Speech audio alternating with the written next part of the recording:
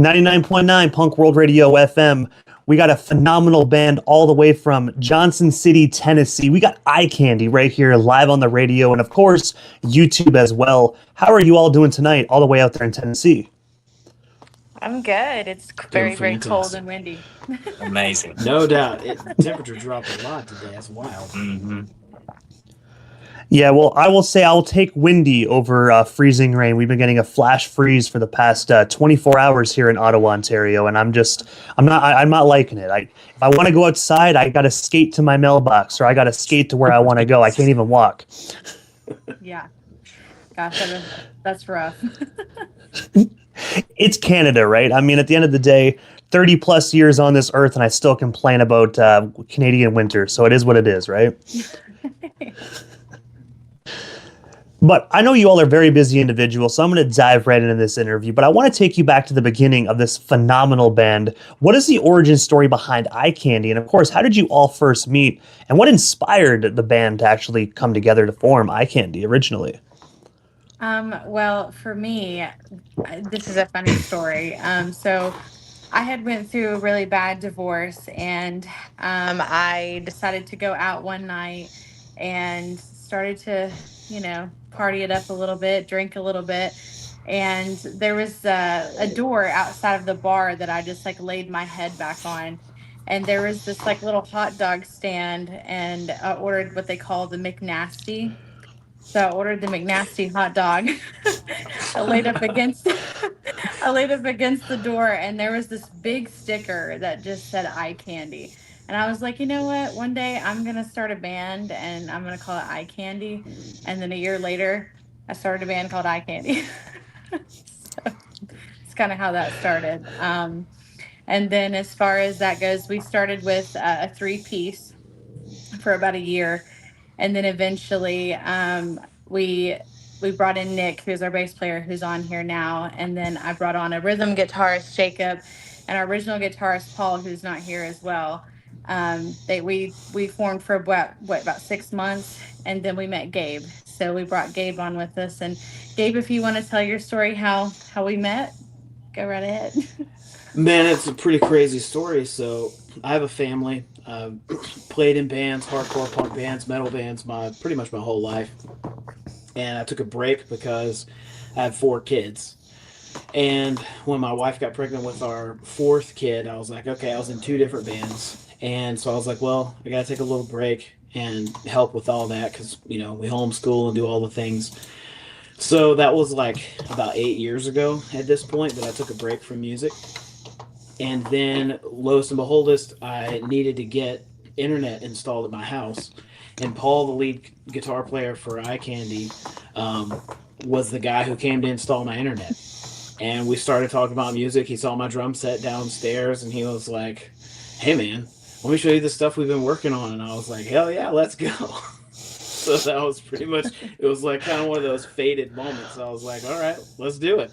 Because I just talked to my wife. I was like, I really want to start playing music again. And then it was almost a year ago today, I met Paul. So yeah. February of last year. So it was pretty wild. Yeah. My story is not near as cool.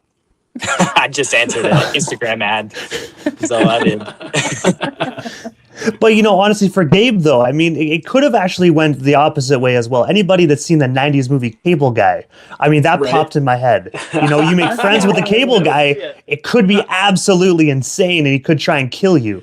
But in this case, you got to be a part of an amazing band, so it kind of worked out for you. Absolutely. For sure. But going back to the McNasty, because I have to ask this, because I'm actually intrigued on this hot dog. Yeah. What is on the McNasty? Is it actually, was it a nasty hot dog, or was it surprisingly good? It's very, very good, and I'm scared to actually know what's actually on the McNasty. But I'm assuming, all I know is there's a lot of chili, there's a lot of Fritos, there's a lot of crazy spices, crazy flavors. Not sure if it's good for you or not, but it is when you're drunk at 3 a.m. So, you know what? You had me at Fritos and chili. I think the McNasty isn't that nasty.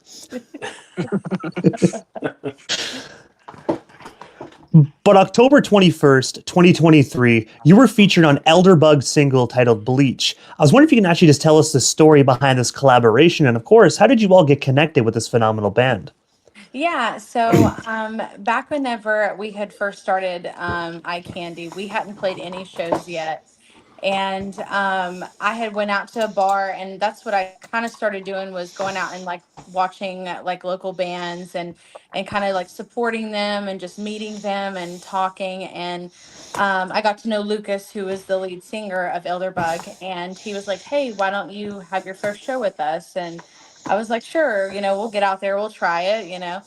And after we played a show together, we decided, he was like, "I really like the way you write." And he was like, "How about you write the second verse of the song and jump on the song with me?" Because they were going to release their album. So I wrote the song in probably 30 minutes with him, and we recorded it at his house in his bedroom. And then Bleach was released within a week later. So, and then later on, Lucas actually joined our band, EyeCandy, for a little while as the bass player. But it was just getting too hectic for him, where he had two bands and trying to keep up. So, but we still keep in contact, and we're still in touch. And hopefully this year we'll get to play more shows with him. And I also noticed as well that obviously you all were featured on Elderbug's single the first time, but you also brought them on for one of your singles as well. So obviously the collaboration went very well. Yeah. Yeah. Oh, yeah, definitely. And yeah, that's whenever he joined on as the bass player. And I had wrote Wonderland, and I really wanted some sort of like screamo part or something, and I knew he could do it because I can't. And he was like, "Yeah, I'll just write this part." And then he jumped on, and his wife now was actually featured in the music video with us. She was actually the rabbit in the music video, and we had a great time. It was our first music video as well, so yeah, it was a lot of fun.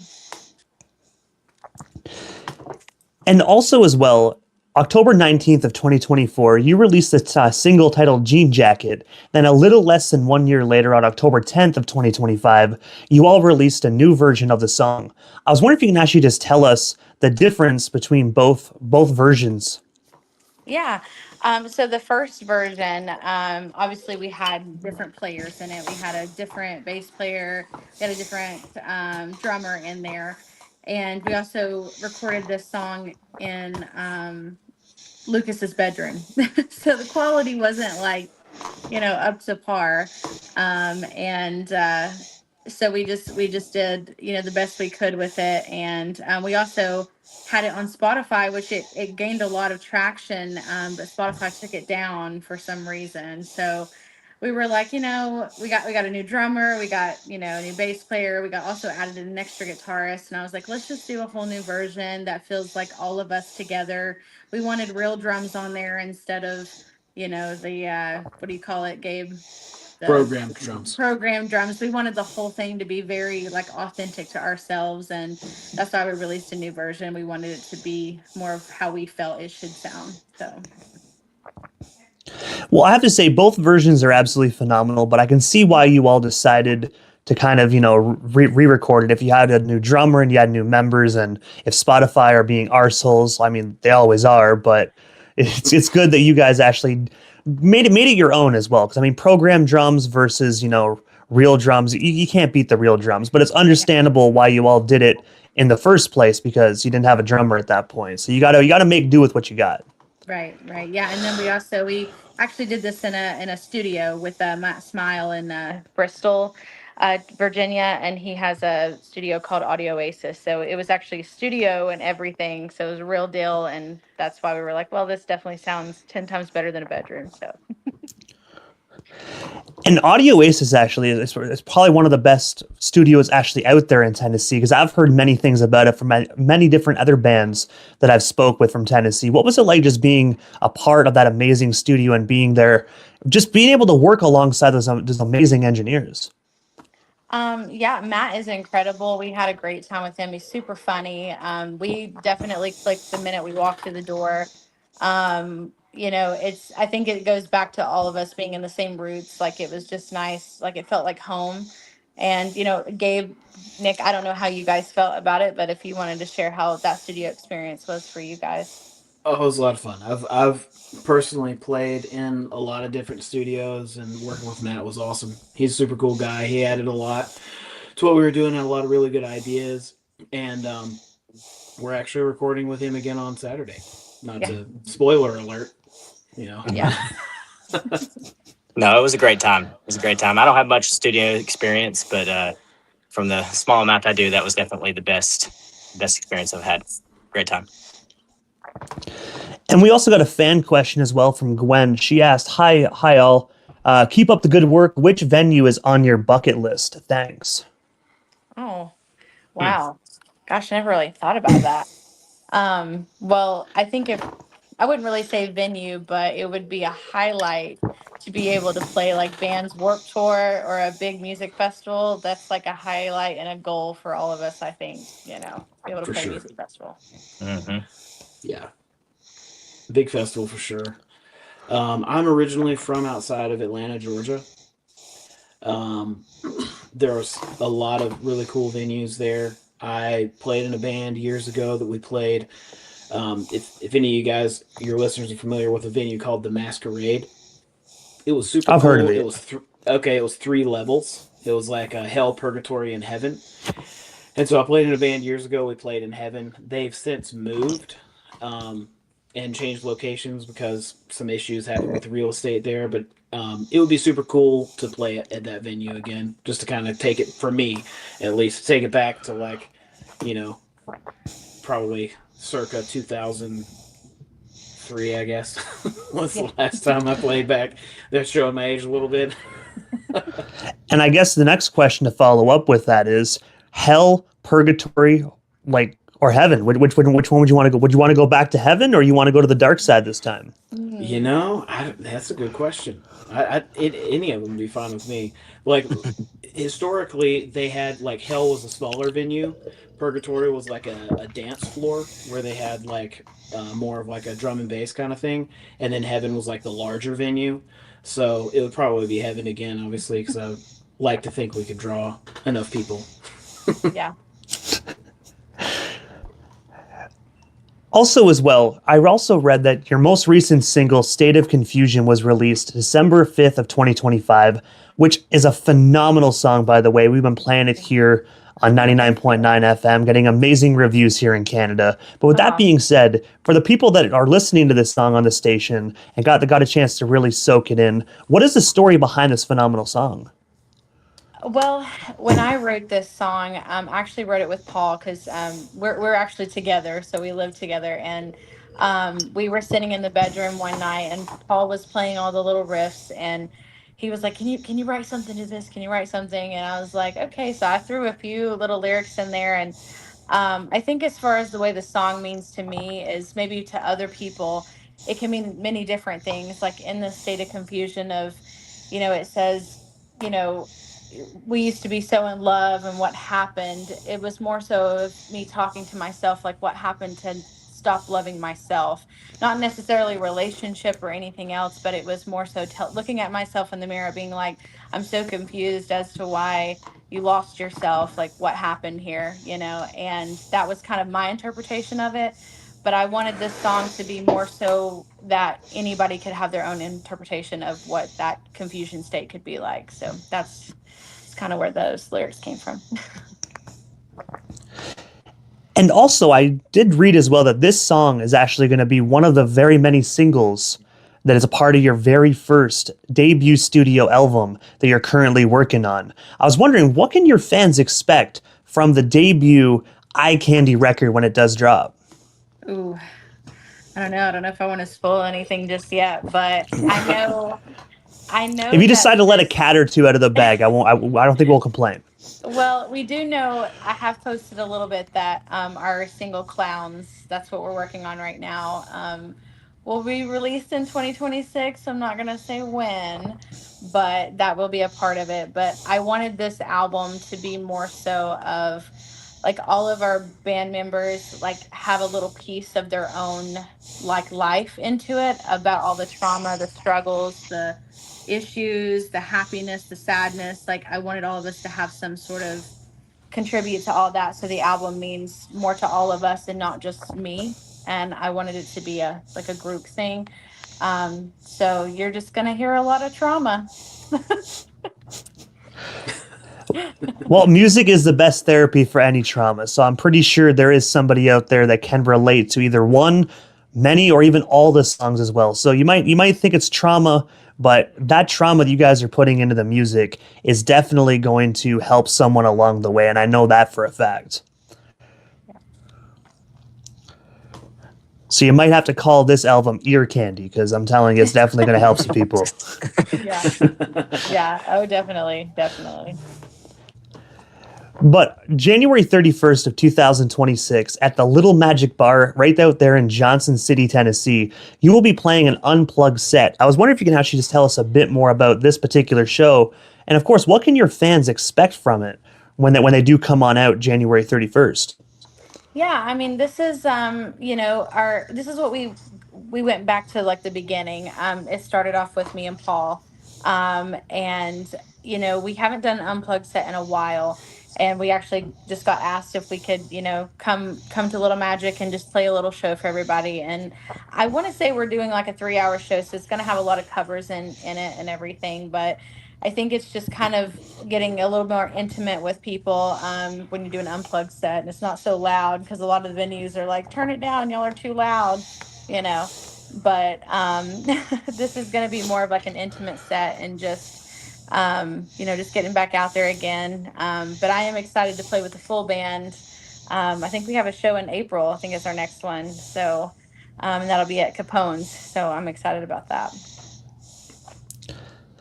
And it's crazy that venues tell you all to turn it down because it's too loud. I mean, you're booking a rock band. Like, what do you think is going to happen there? Do they expect like some variation of Conway Twitty going on over here? You booked a rock band. You would be surprised. Yeah, you would be surprised. Even the little dive bars that we played in, they're like, you guys are too loud. And we're like, I don't think we can turn down anymore. And then start singing more mellow, maybe, so the depth in your voice doesn't reach the people upstairs. Like, how are you supposed to do that? Like, sing in a really like small, passionate voice? Like, I don't know. Like, I mean, just don't book rock bands, I guess. I don't know. Yeah. Well, no, our guitar player Paul, like, whenever we would play shows and they tell us to turn down, he would like randomly sneak over to the side every song and just turn it up a little more and just turn it up a little more till the end. We were so loud that it didn't even matter at that point. And I don't blame him, because I think that's why I'm behind the microphone doing radio and interviews rather than being on a stage. Because if someone told me to turn it down, I would make sure the amp just blows. I would make sure we go from like 0 to 60 real quick. Yeah. Oh, definitely. Because I don't know how it works in Tennessee, but here in Ontario, Canada, we have a law where you can make as much noise as you want until 11 p.m. And then after 11 p.m., you actually have to shut it down, right? So I would just be like, oh, it's 10:59. I will wait like right exactly till 11, and then I'll turn it down. What you going to do? Yeah. We need to come to Canada, guys. Heck yeah, for sure. But aside from the new album you all are currently working on, and of course Clowns is coming out next year in 2026, and of course Little Magic Bar, what is next for EyeCandy? Like, is there anything we happen to miss during this evening's interview that you all still want to touch on, talk about, or promote while you're still here live worldwide in Canada? Well, expect a cover soon that we're releasing. I'm not sure if I want to say what it is, but I'll just say, if you like the Twilight movies, you might like this song. So that's all I got. As a hint, did New Found Glory also cover this song as well previously? I don't know. Because, I mean, if you would have said yes or no, it would have gave it away, right? So, fair enough. Right. But also, aside from all that, I know how to follow EyeCandy across social media. But for the people down here in Canada that might just be discovering Johnson City, Tennessee's own tonight, how do we go about following EyeCandy all across the board so we can stay updated on all the shows, singles, and including that cover that you guys are currently working on as well? Yeah, well, you can definitely find us on Spotify, Apple Music, Amazon Music, YouTube, all of those things. You just search iCandy, and sometimes it pops up, sometimes it doesn't. Spotify's a little strange, but just search one of our songs and we'll be right there. But as far as like Instagram and Facebook, Instagram, we're iCandy.hq. So you can find us on there and follow us. We're also the same handle on TikTok, which is iCandy.hq, which we are doing great on TikTok. So if you like TikTok, that's where we're at as well. And then Facebook, iCandy, the official band. We also have a website. Then all of our socials have all the links that go to everything. So if you can't find anything, there's a link there, I promise. And I got to say, first and foremost, thank you so much for giving not only myself, but the radio station airways a bit of your time. It was such an honor speaking with all three of you tonight. And hopefully down the line, when the new record drops, we can get you all back on and do this all over again. But for now, have yourself a phenomenal night. And of course, a great happy new year as well. Looking forward to just seeing what comes next for you all next year in 2026. Thank you, guys. Thank you Happy for New having Year. us. Appreciate Yeah. you so much. Hey, you're most certainly welcome. Have yourselves a phenomenal night. Yeah, you You too. too, Thank miss. you.